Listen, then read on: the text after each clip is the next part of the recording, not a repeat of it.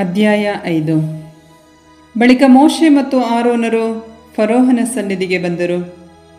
ಇಸ್ರಾಯೇಲರ ದೇವರಾದ ಸರ್ವೇಶ್ವರನ ಮಾತುಗಳಿವು. ನನ್ನ ಜನರು ಮರುಭೂಮಿಯಲ್ಲಿ ನನ್ನ ಗೌರವಾರ್ಥ ಒಂದು ಹಬ್ಬವನ್ನು ಆಚರಿಸಬೇಕಾಗಿದೆ. ಅದಕ್ಕೆ ಅವರಿಗೆ ಅಪ್ಪಣೆ ಕೊಡಬೇಕು ಎಂದರು. ಅದಕ್ಕೆ ಫರೋಹನು, ಸರ್ವೇಶ್ವರ ಎಂಬುವನು ಯಾರು? ನಾನು ಅವನ ಮಾತನ್ನು ಕೇಳಿ ಇಸ್ರಾಯೇಲರನ್ನು ಹೋಗಬಿಡಬೇಕು. ಆ ಸರ್ವೇಶ್ವರನು ಯಾರೋ ನನಗೆ ಗೊತ್ತಿಲ್ಲ. ಇಸ್ರಾಯೇಲರನ್ನು ನಾನು ಹೋಗಬಿಡುವುದಿಲ್ಲ ಎಂದು ಬಿಟ್ಟನು. ಮೋಶೆ ಮತ್ತು ಆರೋನರು, ಹಿಬ್ರಿಯರ ದೇವರು ನಮಗೆ ದರ್ಶನವಿತ್ತರು. ಅಪ್ಪಣೆಯಾದರೆ ನಾವು ಮರುಭೂಮಿಯಲ್ಲಿ 3 ದಿವಸದಷ್ಟು ದೂರ ಹೋಗಿ ನಮ್ಮ ದೇವರಾದ ಸರ್ವೇಶ್ವರನಿಗೆ ಬಲಿಯರ್ಪಿಸಿ ಬರುತ್ತೇವೆ. ಹಾಗೆ ಮಾಡದೆ ಹೋದರೆ ಅವರು ನಮ್ಮನ್ನು ವ್ಯಾಧಿಯಿಂದಲೋ ಕತ್ತಿಯಿಂದಲೋ ಸಂಹಾರ ಮಾಡುವರು ಎಂದರು.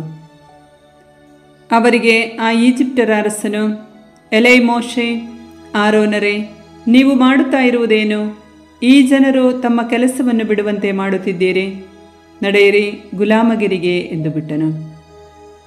ಇದು ಅಲ್ಲದೆ ಆ ಫರೋಹನು, ನೋಡಿ, ನಾಡಿನಲ್ಲಿ ಈ ಜನರ ಸಂಖ್ಯೆ ಹೆಚ್ಚಾಗಿ ಬಿಟ್ಟಿದೆ. ಇವರು ತಮ್ಮ ಕೆಲಸದಿಂದ ತಪ್ಪಿಸಿಕೊಳ್ಳುವುದಕ್ಕೆ ನೀವೇ ಕಾರಣ ಆಗುತ್ತಿದ್ದೀರಿ ಎಂದನು.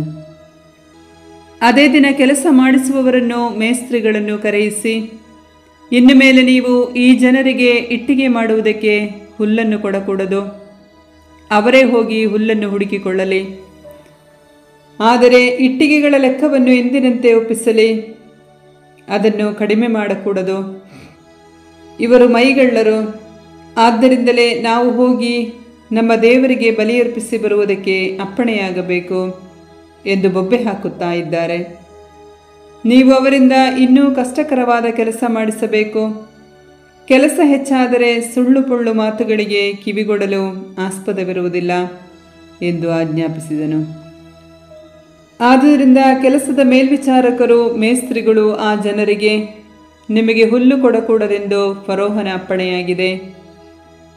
ನೀವೇ ಹೋಗಿ ಎಲ್ಲಿಂದಾದರೂ ತಂದುಕೊಳ್ಳಿ. ಆದರೂ ನೀವು ಮಾಡಬೇಕಾದ ಕೆಲಸ ಮಾತ್ರ ಕಿಂಚಿತ್ತೂ ಕಡಿಮೆಯಾಗಕೂಡದು ಎಂದು ವಿಧಿಸಿದರು.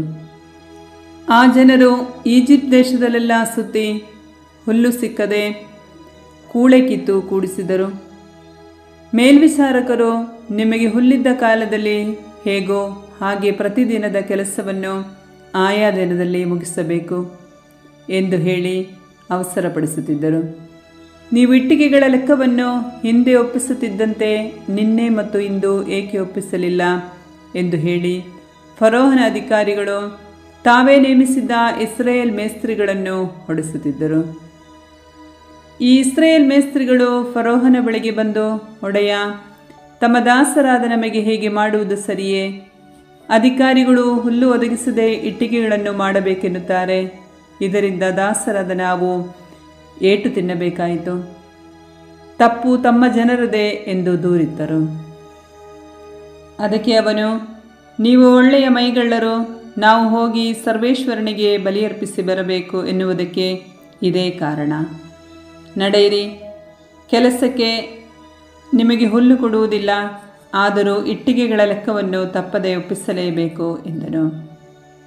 ದಿನದಿನವೂ ಒಪ್ಪಿಸಬೇಕಾದ ಇಟ್ಟಿಗೆಗಳ ಲೆಕ್ಕ ಕಡಿಮೆಯಾಗಬಾರದೆಂದು ಕಟ್ಟಪ್ಪಣೆಯಾದುದರಿಂದ ಇಸ್ರಾಯೇಲ್ ಮೇಸ್ತ್ರಿಗಳು ತಾವು ಎಂಥ ಬಿಕ್ಕಟ್ಟಿಗೆ ಸಿಕ್ಕಿಕೊಂಡವೆಂದು ಗ್ರಹಿಸಿಕೊಂಡರು. ಫರೋಹನ ಬಳಿಯಿಂದ ಹಿಂದಿರುಗಿದಾಗ ಅವರನ್ನು ಎದುರುಗೊಳ್ಳಲು ಮೋಶೆ ಮತ್ತು ಆರೋನರು ಕಾದಿದ್ದರು. ಅವರಿಗೆ ಆ ಮೇಸ್ತ್ರಿಗಳು, ನೀವು ಮಾಡಿದ ದುಷ್ಕೃತ್ಯವನ್ನು ವಿಚಾರಿಸಿ ಸರ್ವೇಶ್ವರ ನಿಮಗೆ ತಕ್ಕ ಶಿಕ್ಷೆಯನ್ನು ವಿಧಿಸಲಿ. ಏಕೆಂದರೆ ಫರೋಹನಿಗೂ ಅವನ ಸೇವಕರಿಗೂ ನಾವು ಅಸಹ್ಯರಾಗುವಂತೆ ಮಾಡಿಬಿಟ್ಟಿರಿ. ನಮ್ಮನ್ನು ಕೊಲ್ಲಲು ಅವರ ಕೈಗೆ ಕತ್ತಿಯನ್ನೇ ಕೊಟ್ಟಂತಾಗಿದೆ ಎಂದು ನಿಂದಿಸಿದರು. ಆಗ ಮೋಶೆ ಸರ್ವೇಶ್ವರ ಸನ್ನಿಧಿಗೆ ಮತ್ತೆ ಬಂದು, ಸ್ವಾಮಿ, ಈ ಜನರಿಗೆ ಹೀಗೇಕೆ ಮಾಡಿದಿರಿ? ನನ್ನನ್ನೇಕೆ ಇಲ್ಲಿಗೆ ಕಳುಹಿಸಿದಿರಿ?